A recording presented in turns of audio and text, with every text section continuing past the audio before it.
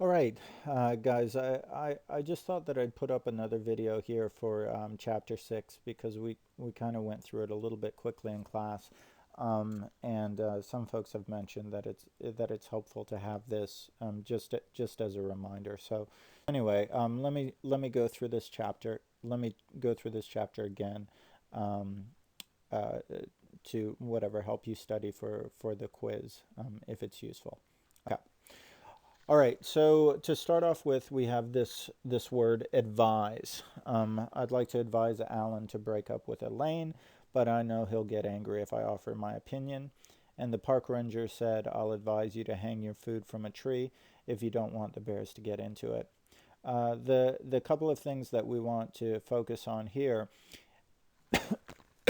pardon me, one thing is that we see that with advise, it's often followed by a person, right? Because advice means to suggest to, or to give someone some information on what to do.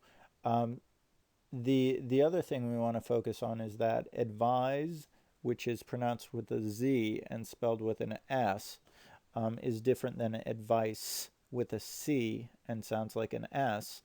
Um, Advice is the noun, the thing that you give. So advise is the action of suggesting what someone should do or offering someone your opinion. Okay, so moving on to the next one, current. Um, current current means up to date. So in this case, doctors once suggested total bed rest for surgery. So this means that in the past, when someone had surgery or they were operated on, the doctors in the past would say, stay in bed until you're better. But now, however, current practice is to have patients walk as soon as possible after the operation. So now, unlike in the past, right, what doctors are saying is that you should get up and walk as soon as you can after the operation. The other example here is saying Rita keeps up with fashion and buys the current styles, but her sister's wears the same basic style year after year.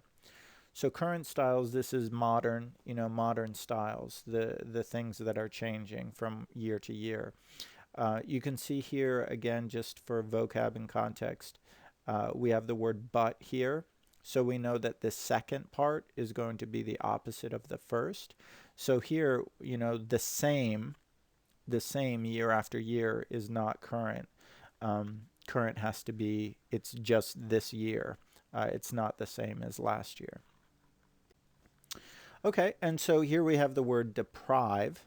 Um, and the thing we want to focus on here is that after deprive, we see again, it's often a person, and then we also see of, and then another noun. So again, here we have deprives, here's a person of, and then a noun. Deprives means is to keep from. And in this case, to keep from means to hide or to deny yourself. So in the first example, Isaac's mother deprives him of his allowance when he doesn't do his household jobs. It means his mother keeps the money. The allowance is the money, doesn't give him the money in that case. In the second one, Dad complains that his low-fat, low-calorie diet deprives him of everything he enjoys eating. When you're on a diet, you can't eat all the things that you want. So his diet, is keeping back the things that he enjoys eating, like pizza and cake and ice cream or whatever all those other things are. Um, okay. So our next one here is hesitate. And again, the thing we want to focus on in terms of pronunciation, we can see that this is a long A, and so we know that it's a verb, hesitate. So I hesitated so long about answering the help wanted ad that by the time I did respond, the job was already filled. Rodrigo hesitated to ask Julie to marry him. He wasn't quite sure he was ready to get married. So what hesitate means here, it says to be undecided, but really it means to delay doing something because you're not sure, because you're undecided. So in the first one, the person thinks they want to apply for the job, but they're not totally sure, so they wait. And by the time they actually apply, there's no job. In the second one, Rodrigo is hesitating. He thinks maybe he does want to marry Julie, but he's not totally sure. So he's waiting, waiting until he's sure. So again, hesitate. The focus is not so much that you haven't made your decision, but that you're not taking action because you're not sure. I would say. The next one here is maintain. And what maintain is to keep up. So if we look at the examples, we say my brother must have excellent study skills. He was able to maintain a B average throughout college while holding a full-time job. So he was able to maintain a B average, meaning that his grades, the average of them were a B for all of the 4 years of his college. They didn't necessarily go above that or below that. They were always the same. When driving, it's important to maintain a safe distance between your car and the car ahead of you, meaning that the space when you're driving, the space between your car and the car that is in front of you, you want to keep that one the same. You don't want it to get bigger. Well, bigger is fine, but you don't want it to get smaller. You need to keep enough space between you and the car in front of you. In class, I was talking about maintaining your car. We also talk about maintaining your health or maintaining your looks. So in order to maintain our health and our looks, we go to the gym so that we don't gain weight. We want to keep ourselves looking the same. In order to maintain our car, we get it checked out. If we don't take care of it, it's going to go bad or get broken or something. But really, to keep up really means to keep the same. So minimum means the lowest. So the minimum number of people allowed for each bus tour is 8. If fewer people sign up, the trip will be canceled. So in this case, if we want to have the tour to go see whatever, we need at least 8 people. The minimum is 8. So what's the minimum price you'll take for your car? I can't afford to pay very much. Meaning, what's the lowest amount of money that you will take to sell your car is the minimum. So in class we were saying, the minimum passing grade is a 75% in our class, which I'm sure you can all get because you guys are all working really hard. Okay. Our next word here is objection. Objection means a dislike of, right? And it's a noun. How do we know it's a noun? Because of the shun, okay, the suffix of shun. So Luz had a strong objection to the wallpaper her husband picked out for their living room. It looked like a doctor's waiting room, she complained. Granddad had a strong objection to boys wearing long hair. Once when my dad refused to get a haircut, Granddad cut his hair while he was asleep. So the thing we want to look at here, we see objection is followed by to. It's not going to be every single time, but oftentimes it will be.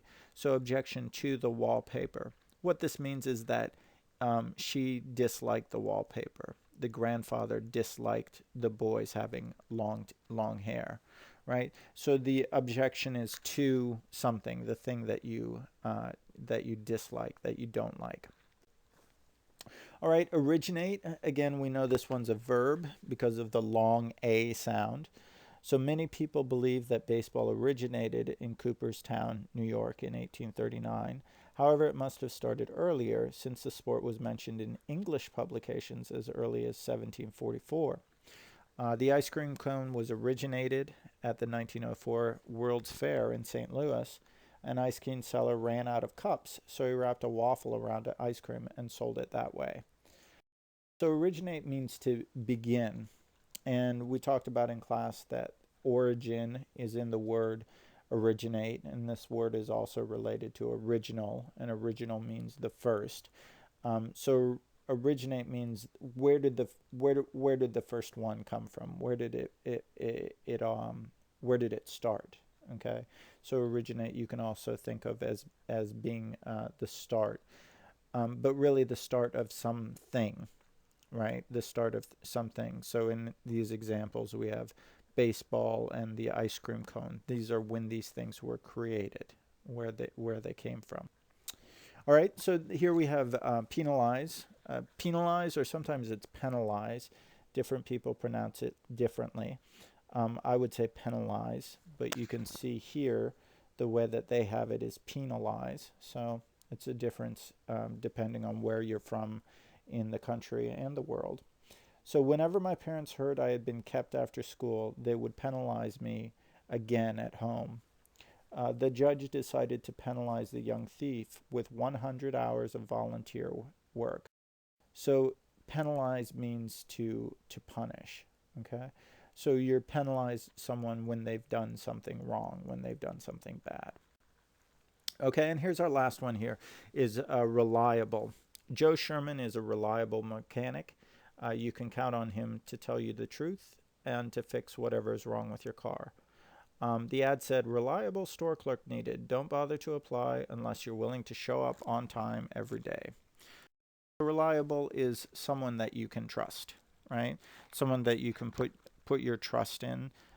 You can rely on them, meaning that they will be there when they say that they will be there. Okay. So the next screen here has our check one, and this is the same one that you have in the book. I encourage you guys, but I don't require you to do check one and check two in the book. I'll put up the answers on the board before we take the quiz, but this is probably some of the best way to prepare for the quizzes that we take in class. If you guys have any questions, make sure to ask them before class, and I'll be happy to go over them. Take care. Bye.